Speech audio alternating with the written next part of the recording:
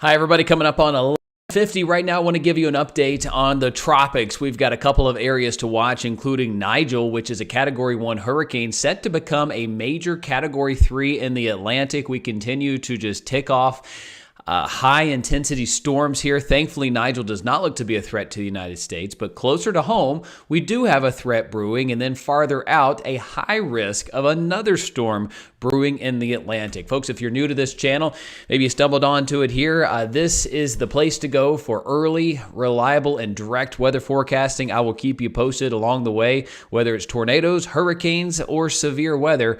We're going to keep you up to date with what's going on, including what's going on right now in the tropics. So if you will, in the comments, let me know where you're watching from. And as always, it'll help the YouTube algorithms if you like this video. I would really appreciate that. All right, so Tomerberg, a great website to check out here. Just such crisp data that he's putting out right now. It's very eye-catching. I have overlaid here the sea surface temperatures on top of the risks. And right now we have a 30% chance of a named tropical system off the coast of Florida, Georgia, and the Carolinas moving throughout the week. Thankfully, our model guidance tells us this does not look to be a strong system, but the GFS wants to blow it up into a tropical storm, okay? The Europeans still up for debate on that. And then you got deeper out there, Nigel, Cat 1 set to rapidly intensify later today. It's in some warm water right now, set to become a Category 3. And then you see at the bottom of your screen right there, a high risk of a tropical system coming shortly after that. So let's get right to the satellite data. There's a lot of calm weather going right now in the Atlantic basin, but there's also a lot to look at, including developing Nigel right here. This is set to become a monster very quickly. And then closer to home, as we look at the satellite off the Carolina and Georgia, Florida coastline, it's kind of a mess. There's the cold front that's pushed through that's left us with cool mornings, warm afternoons, and lots of sunshine. But it's also quite stormy towards Savannah, Georgia, into Jacksonville, back through Panama City Beach. That's a cold front. And it's that time of the year that we're going to start to see more cold fronts begin to move toward the south. And all this junk, so to speak, is set to become a low pressure, a deeper low pressure this week. And as a secondary cold front comes in, you get a tight gradient of winds coming in from the northwest, high pressures trying to build in. That gradient could cause just enough of a spin. And that's what you look for in these type situations, is you get a little bit of spin and it just keeps on kind of working on itself. So I like to call it the snowball effect. And that's what you can get in these type situations as we move forward. So what does the model data say? Well, let's look closer at that. The GFS has consistently been the one that wants to show this developing into a stronger system. All right. Hello from Greenville. Sharon's watching right now. Miss Ziggy's watching from the Boston airport, heading home to Houston. Thank you for watching. Dorothy's watching from Daytona Beach. We got Union, South Carolina, the house, Greer, Williamston. Hello to all of you. All right, let's show you the GFS model, because as you look toward the next 2 or 3 days, there's nothing going on except for Big Nigel out here. In fact, higher pressure is favored across the southeast coast. But look what happens as we get toward Thursday, Friday's time frame here. There you go. All right, here we are at Friday morning. You see this blue here? That's lower than normal pressure, and that looks to be brewing off the southeast coast. You've also got some lowering pressures out here. Those would likely be our other areas that we watch within the next 7 days. All right, so as we go farther here, this is Friday afternoon, Friday evening. GFS shows a 1,005 millibar low, which would possibly be organized enough to be a tropical depression or a tropical storm. We'd need to watch it closely. And then it goes to 1,004, and kind of goes up toward Myrtle Beach, Wilmington, the Outer Banks, into North Carolina with some rain there. At the same time, you have a deeper low pressure, a much stronger low pressure over the Great Plains. This would be another cold front marching in. So it's that time of the year that we're starting to get these cold fronts to come through, and those should steer a lot of this mess out to sea. But as we go forward here, as we're looking closer at Sunday, that's long gone. And then we got this brewing out here toward the coast, deeper in the Atlantic. Islands look to be clear of this. In fact, high pressure, good cruise weather in here. This would be September 25th, next Monday, a week from today. And as we go deeper in the forecast here, we've got another cold front across the East Coast. Should be nice and cool. Probably our first 40s showing up. And deeper into the Atlantic here, you've got September 27th, another low that's kind of deepening out here. And no real threats to the United States other than that little low. Let's look at the European. It too shows nothing cooking right here over the next few days. But as we go toward Friday afternoon, you see some lowering pressure here. It doesn't really close anything off just yet. Let's go farther. There's a little closed low, possibly. Probably just a low pressure right there. There it is, 1,006. This would be Friday night into Saturday morning. So this could play spoiler to part of our weekends. And I know a lot of big football games going on this weekend. Are you traveling to a football game? Let me know where you're watching from and what game you're going to. There have been some great games lately. But this could play spoiler, especially to Florida, Georgia, and maybe even the Carolinas with some rain. I don't think it's going to be anything big, but it could play at least an impact role in giving us some rain. So as we go deeper here, this would be Sunday, whatever it is, probably just a rainmaker, moves along the coast. And deeper into the Atlantic, you see a deeper low pressure. This is likely a developing hurricane, and it wants to try to follow a similar path to what Nigel did, according to our European. It's already a little far north, but if it does not get caught up in that, we need to watch its westward projection, its westward trend. But this is the time of the year that cold fronts do progressively come off the East Coast more in depth.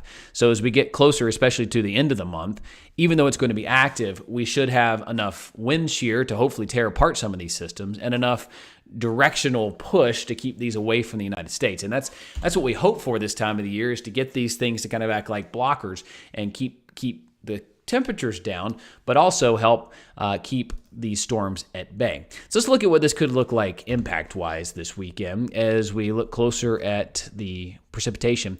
The European here, I fast-forwarded all the way to Saturday. Most of the rain's off the coast according to the European model, but as I advance this slide just a little bit more, you see it kind of grazes up toward Myrtle Beach on Sunday. All right, so we need to watch that for Sunday. Myrtle Beach, Wilmington could play spoiler to your weekend plans there. Then comes another cold front. You see screen left. All right, let's look at the wind speeds, because the European does not really show much strong development out of this, but enough. This is a swath all the way through next Friday. All the way through Friday. Let me back it up. What model gives us a little bit more access. Here we go. Advancing in the weekend. Let me do a swath. Bear with me here. This gives you peak wind speeds, and there's a couple of these wind gusts that get up to 45 to 50 miles per hour, and this is the European. So, it is certainly within the question that we check off another name here, and possibly even a technical landfall if it goes up toward Myrtle Beach or North Carolina. But again, it doesn't look to be a strong system if it does. You see peak wind gusts around 50 miles per hour and some rain, okay? So impacts possible, severe impacts not likely at this point, okay? And my philosophy here, if you're new to my channel, is to shoot you straight. If it's time to worry, I'll tell you it's time to worry. Ask friends that have been with me for a while here. When it comes to tornadoes, snow, or hurricanes, I'm going to let you know when it's time to get a little more concerned. And right now, I'm not overly concerned about what this could become. Of course, it's that time of year we need to watch it. And of course, I'll be dialed in and keep you posted. Let's look deeper into the European. This is called the ensemble models, a much better way of forecasting versus looking at one particular model. This kind of averages in 51 different varieties or flavors of the European. And here we go as we march it on through Friday. It's got all 51 runs are showing 1,003 millibar low. That could be enough for a tropical depression or tropical storm, and we may check off another name here. It drops to 1,000 by Saturday. 997 would be the ensemble low. So this would kind of be the worst case scenario from the European models. 997 would be about the worst. That could be a stronger tropical storm moving up toward the Outer Banks. And again, some rain. Meanwhile, you've got another one developing, probably Ophelia right in here. Nigel's long gone. Ophelia's hot on its trail. 979, 973, likely a Cat 3, Cat 4, maybe even Cat 5. I mean, this thing's a monster out here. According to the European worst case scenario here, that'd be a 957 low. It takes a similar path, and out of all 51 of them, most of them take them north of the islands here. So if you're in the Caribbean islands, Puerto Rico, the Dominican Republic, Turks and Caicos, the worst case scenarios from the Europeans model is basically keeping it northeast of you with no direct threats to the United States over the next 7 days, other than this little critter that may form this weekend. So timing would be this weekend, and we need to watch that closely here. One interesting thing to note as we kind of round out September here is how the recent activity has cooled the ocean. Look at the average sea surface temperature anomaly. Basically, this is how far above or below normal the temperatures are. Look at what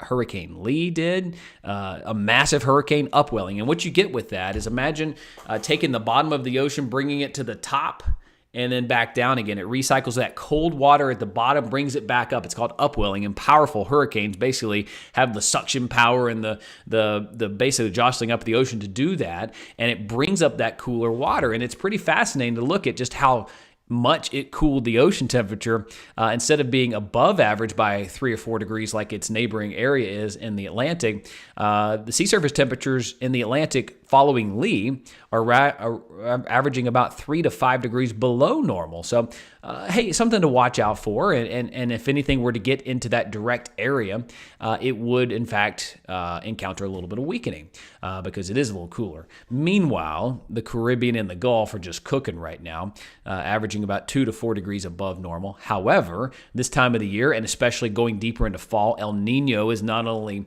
cranking up, it's getting more significant, and that influence, that power from El Nino kind of disrupts storms. The wind shear is greater, the wind shear is stronger, and that certainly is one thing in our favor that helps us out. Even though water temperatures are warm, the wind shear is high. So should something get in here in the Caribbean, especially into October, we've got cool fronts coming through. So while it can steer them north, it also tends to disrupt them quite a bit. So that's what I have for you here. Things are going to be getting a lot more interesting. We're going to have likely an active into September with at least a couple more names. If you haven't already, folks, and you're new to this channel, please go ahead and subscribe. Early warnings to severe weather, reliable forecasting you can count on, and a direct approach you really won't find anywhere else. And I sure appreciate you being here. We'll keep you up to date on what could be a named tropical system off the Carolina coast in the matter of a couple of days. So heads up Myrtle Beach, Charleston, Outer Banks, even coastal Georgia, and along the east coast of Florida could have some extra rain out of it. And if the GFS is correct, it'll be a tropical storm. So we will keep you posted